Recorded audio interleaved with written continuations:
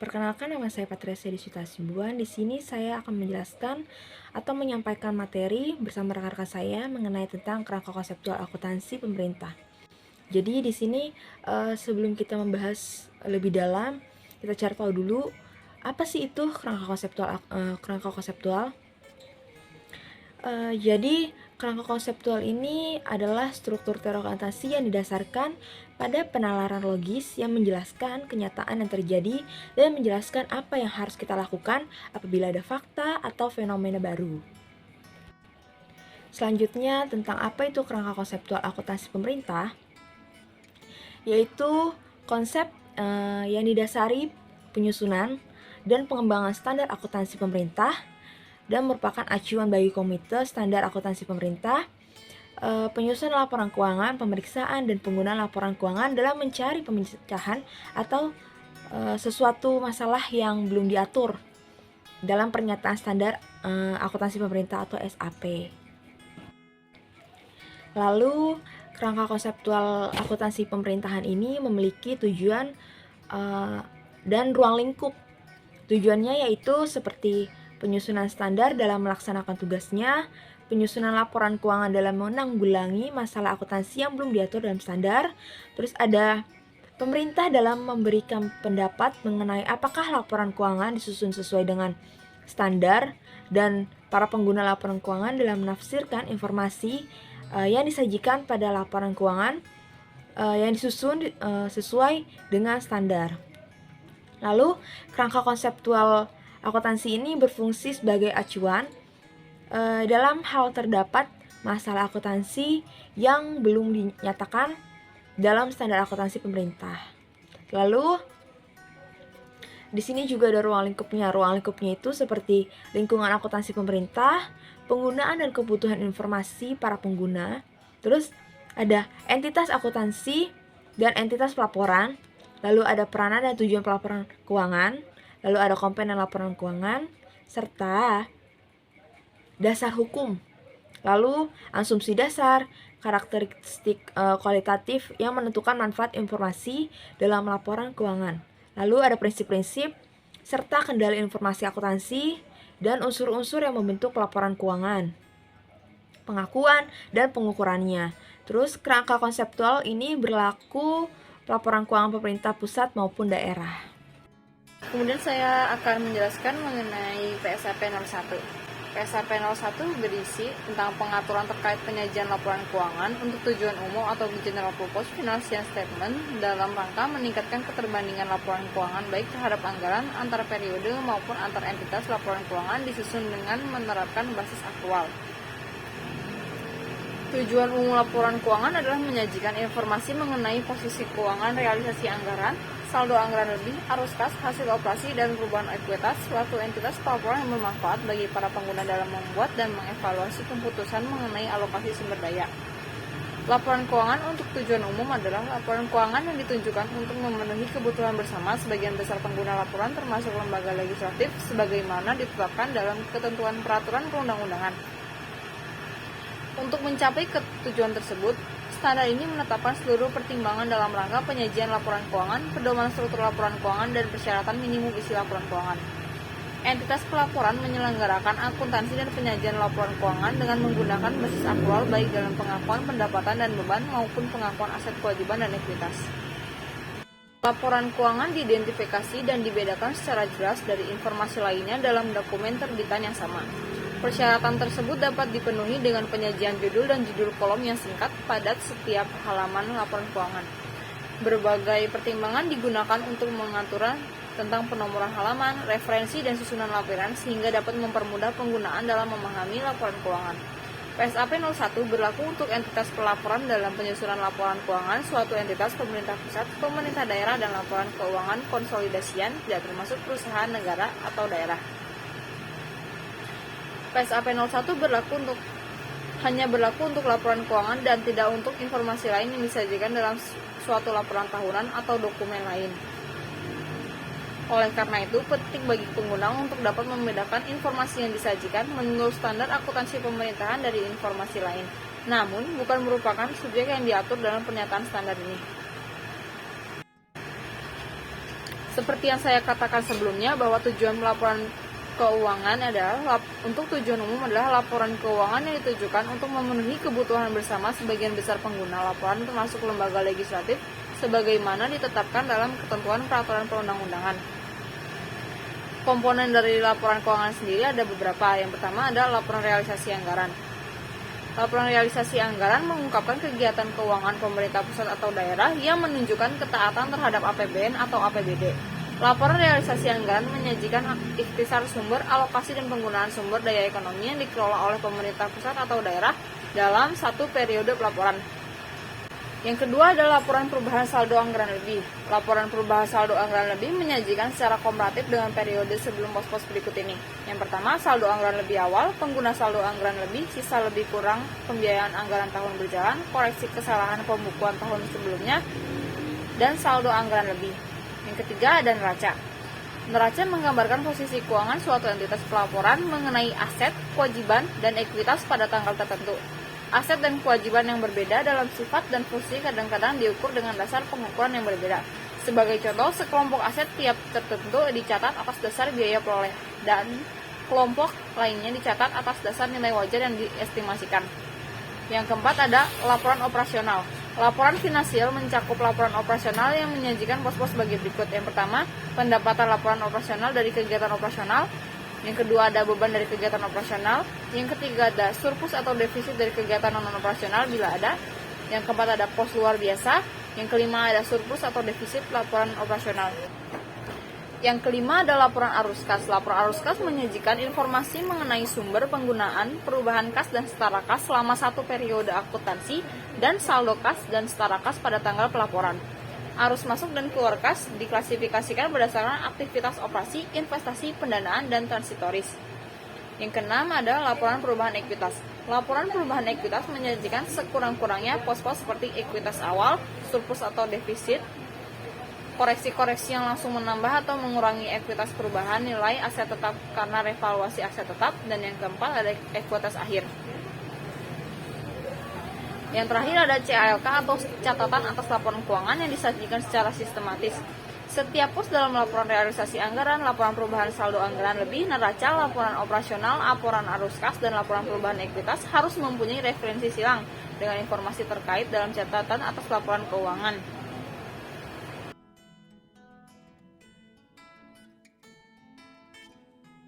Selanjutnya saya akan menjelaskan tentang struktur. Yang pertama itu ada nama entitas pelaporan atau sarana identifikasi, kedua cakupan entitas pelaporan, ketiga periode yang dicakup, keempat mata uang pelaporan, dan kelima satuan angka yang digunakan.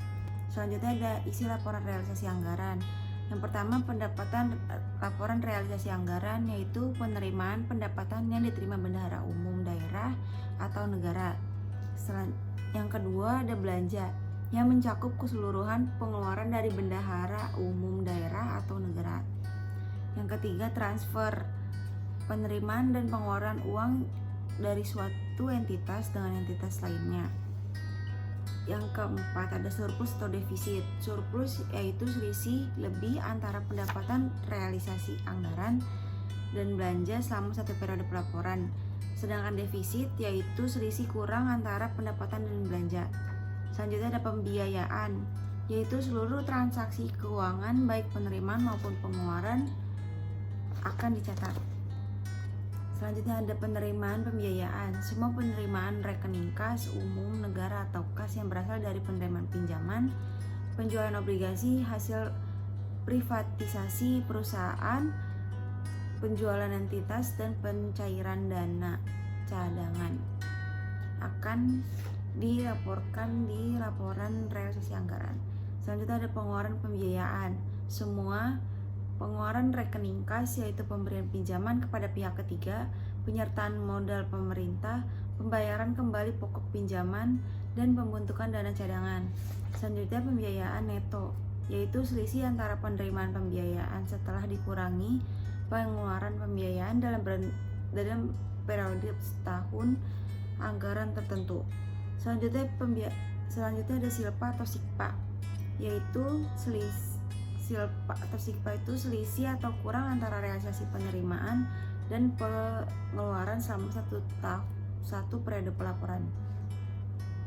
Yang terakhir, transaksi mata uang asing. Transaksi dalam mata uang asing akan dicatat dengan penjabaran ke dalam mata uang rupiah berdasarkan kurs tengah bank sentral pada tanggal transaksi. Selanjutnya, laporan arus kas. Laporan arus kas adalah yang berisi informasi mengenai sumber, penggunaan, perubahan kas, dan setara kas selama suatu periode akuntansi, serta saldo kas dan setara kas pada tanggal pelaporan. Tujuan dari laporan arus kas yang pertama memberikan informasi mengenai sumber, penggunaan, perubahan kas dan setara kas selama suatu periode akuntansi. Selanjutnya ada manfaat dari laporan arus kas. Yang pertama, informasi arus kas berguna sebagai indikator jumlah arus kas di masa yang akan datang untuk menilai kecermatan atas taksiran arus kas. Yang kedua, menjadi alat pertanggungjawaban arus kas masuk dan arus kas keluar selama periode pelaporan. Selanjutnya ada ruang lingkup. Yang pertama ada pemerintah pusat dan daerah yang menyusun dan menyajikan laporan keuangan dengan basis akuntansi akrual. Selanjutnya ini ada entitas pelaporan dari arus kas. Itu ada beberapa, yaitu ada pemerintah pusat, pemerintah daerah, kementerian atau lembaga di sekitar pemerintah pusat, dan juga yang terakhir satuan organisasi di lingkup pusat atau daerah. Selanjutnya ada penyajian arus kas. Penyajian arus kas ini ada dua, metode langsung dan metode tidak langsung. Metode langsung yaitu laporannya mencantumkan semua penerima dan pembayaran kas pada objek tertentu selama periode berjalan. Sedangkan metode tidak langsung menghitung pergerakan arus kas dari aktivitas operasional dengan menggunakan informasi dari akuntansi akrual dan selalu dimulai dengan nilai laba bersih. Dan yang terakhir, membahas mengenai pelaporan arus kas atas dasar arus kas bersih. Kedua, arus kas mata uang asing. Ketiga, memperoleh dan pelepasan investasi pemerintah dalam perusahaan negara, daerah, atau kemitraan dan unit operasi lainnya. Yang keempat, transaksi bukan kas. Yang kelima, komponen kas dan setara kas. Dan yang terakhir, pengungkapan lainnya. Selanjutnya akan dijelaskan oleh teman saya, Patricia. Selanjutnya di sini ada materi tentang PSAP 04 tentang catatan laporan keuangan. Jadi, catatan atas laporan keuangan ini mengatur penyajian dan pengungkapan yang diperlukan pada catatan atas laporan keuangan atau biasa disebut CALK. Terus tujuan dari penyajian atas CALK ini untuk meningkatkan transportasi laporan keuangan dan penyediaan pemahaman yang lebih baik atas informasi keuangan pemerintah. Lalu di sini memiliki ada ruang lingkup dan ketentuan umumnya. Kalau misalkan dari ruang lingkup CLK ini adalah laporan keuangan untuk tujuan umumnya itu laporan yang dimaksud untuk memenuhi kebutuhan penggunaan akan informasi akuntansi keuangan yang lazim. Lalu laporan keuangan ini meliputi laporan keuangan yang disajikan terpisah atau bagian dari laporan keuangan yang disajikan dalam dokumen publik lainnya serta laporan tahunan. Selanjutnya ini ada ketentuan umum dari CLK. Apa yang dimaksud dari ketentuan umum CLK? Jadi yang dimaksudkan itu adalah agar laporan keuangan dapat dipahami oleh pembaca secara luas, tidak terbatas hanya untuk pembaca tertentu ataupun manajemen entitas pelaporan. Lalu, laporan keuangan mungkin mengandung informasi yang dapat mempunyai potensi kesalahpahaman di antara pembacanya. Lalu kesalahpahaman dapat disebabkan oleh persepsi dari pembaca pelaporan keuangan. Selain itu, pengungkapan basis akuntansi dan kebijakan akuntansi yang diterapkan akan dapat membantu pembaca menghindari kesalahpahaman dalam memahami laporan keuangan yang akan mungkin dibaca. Baik, selanjutnya di sini ada beberapa hal-hal yang mungkin atau yang diungkapkan dalam CLK, catatan atas laporan keuangan. Di sini ada 7 poin. Yang pertama itu ada informasi umum tentang entitas pelaporan atas entitas akuntansi. Lalu yang kedua itu ada informasi tentang kebijakan fiskal atau keuangan dan ekonomi atau makro. Terus ada yang ketiga itu ada ikhtiar pencapaian target keuangan selama tahun pelaporan, berikut kendala dan hambatan yang dihadapi dalam pencapaian target. Lalu yang keempat itu ada informasi tentang dasar penyajian laporan keuangan dan kebijakan-kebijakan akuntansi yang dipilih untuk diterapkan atas transaksi-transaksi dan kejadian-kejadian penting lainnya. Lalu yang kelima ini ada rincian dan penjelasan masing-masing pos yang disajikan pada lembar muka laporan keuangan. Lalu yang keenam, informasi yang diharuskan oleh pernyataan standar akuntansi pemerintah atau SAP yang belum disajikan dalam lembar muka laporan keuangan. Lalu yang ketujuh atau yang terakhir itu ada informasi lainnya yang diperlukan untuk penyajian yang wajar yang tidak disajikan dalam lembar muka laporan keuangan. Baik, selanjutnya akan disampaikan oleh teman saya. Yang terakhir ada 3 hal penting yang berkaitan dengan PSAP 04 atau berkaitan dengan CLK. Yang pertama ada asumsi dasar dari akuntansi. Asumsi dasar atau konsep dasar akuntansi tertentu yang mendasari penyusunan laporan keuangan biasanya tidak perlu diungkapkan secara spesifik. Pengungkapan diperlukan jika entitas pelaporan tidak mengikuti asumsi atau konsep tersebut dan disertai alasan dan penjelasan. Sesuai dengan kerangka konseptual akuntansi pemerintahan, asumsi dasar dalam pelaporan keuangan di lingkungan pemerintah adalah anggapan yang diterima sebagai suatu kebenaran tanpa perlu dibuktikan, agar standar akuntansi dapat diterapkan yang terdiri dari 3 hal. Yang pertama ada asumsi kemandirian entitas, yaitu asumsi ini berarti bahwa setiap unit organisasi dianggap sebagai unit yang mandiri dan mempunyai kewajiban untuk menyajikan laporan keuangan sehingga tidak terjadi kekacauan antara unit instansi pemerintah dalam pelaporan keuangan. Yang kedua ada asumsi kesinambungan entitas.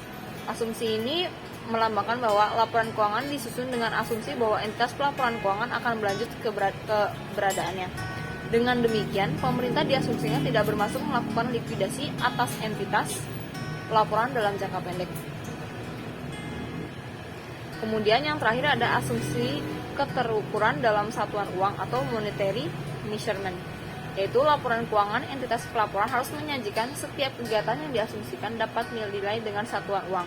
Hal ini diperlukan agar memungkinkan dilakukannya analisis dan pengukuran dalam akuntansi. Terus yang kedua ada pertimbangan pemilihan untuk penerapan kebijakan akuntansi. Ada 4 pertimbangan pemilihan untuk penerapan kebijakan akuntansi yang paling tepat dan penyiapan laporan keuangan oleh manajemen. Yang pertama ada pertimbangan sehat.